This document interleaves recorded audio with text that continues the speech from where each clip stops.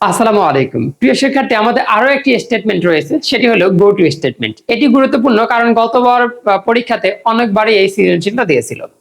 তো আমরা এখন আসি যে এটা কিভাবে করে গো টু। তাহলে গো টু তে আসলে আমাদের একটা লেভেল কল করতে হয়। সেই লেভেলটা লেভেল তুমি এই লেখার পরিবর্তে লেভেল লেখার পরিবর্তে এক্স ওয়াই জেড যা ইচ্ছা লিখতে পারো, কোনো সমস্যা হয় না।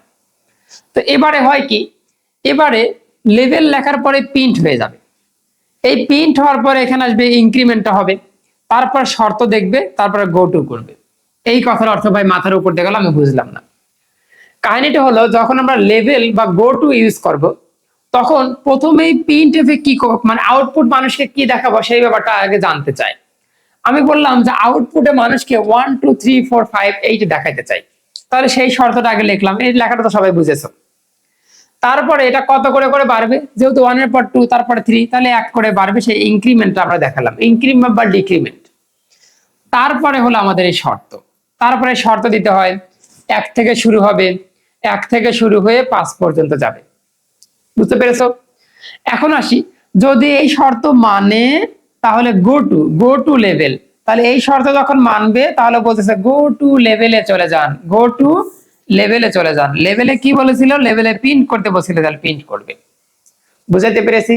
এত সময় আমরা করেছিলাম যে এই শর্তটাই আগে থাকে তারপর প্রিন্ট করে, কিন্তু এই গো টু স্টেটমেন্টের বৈশিষ্ট্য হলো প্রথমে আগে জানতে চায় যে আপনি কি করবেন, তারপরে বলে যে হ্যাঁ আপনার শর্ত বলেন। ব্যাপারটা বুঝতে পেরেছো?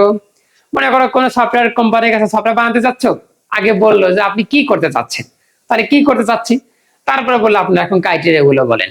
এটা কিন্তু তোমার যে প্রথমেই যখন লেভেলের মধ্যে প্রবেশ করবে, লেভেলের মধ্যে প্রবেশ করে যে প্রথমে প্রিন্ট করে দেবে তা কিন্তু না। কারণ প্রিন্ট করার জন্য তবে অবশ্যই তোমাকে শর্তটা প্রয়োজন। শর্ত শেষে লিখলেও শর্তের গুরুত্ব অনেক বেশি, কারণ শর্ত ছাড়া এটা প্রিন্ট করতে পারবে না। এটা হলো গো টু লেভেলের একটা বৈশিষ্ট্য। বৈশিষ্ট্য শর্ত থাকবে লাস্টে, এই শর্ত যদি মানে তাহলে বলে দেবো গো টু লেভেল। তাহলে এখন লেভেলে কি প্রিন্ট করতে বলছিলাম সেটা প্রিন্ট করে দেখাবে। বুঝাতে পেরেছি? তো আমরা দেখতে পেলাম অনেক ধরনের ফাংশনে শিখলাম, স্টেটমেন্ট শিখলাম, আমাদের প্রোগ্রামিং শেষ। আমরা শুধুমাত্র এখন ফ্যাক্টোরিয়াল এবং লসাগু কিভাবে করতে হয়, ঘষাগু কিভাবে করতে হয়, এই 3টা প্রোগ্রাম দেখবো। আমাদের এই জগৎটা একবারে শেষ হয়ে যাবে সি প্রোগ্রামিং এর।